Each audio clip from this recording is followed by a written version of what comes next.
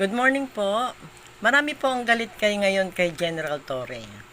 Lalo-lalo na po dun sa mga kakampi ng mga taga ni Kibuloy. Galit po sila kay Torre. Kung magsalita sila, galit sila kay Torre.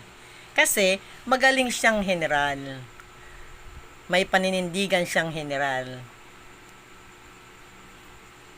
Yun po ang dahilan kaya sila galit. Kasi nahuli si Kibuloy, ay kung hindi naman sa magandang effort ni Torre, hindi naman mangyayari yon. Kung kanino man ito sumuko, o hindi, o nahuli, kung hindi kay Torre, sa matinding paninindigan ni Torre, hindi mahuhuli yon. Kaya sila galit kay Torre. Yun lang yon. Yun ang totoo. Nagpuputok ang kanilang mga butse.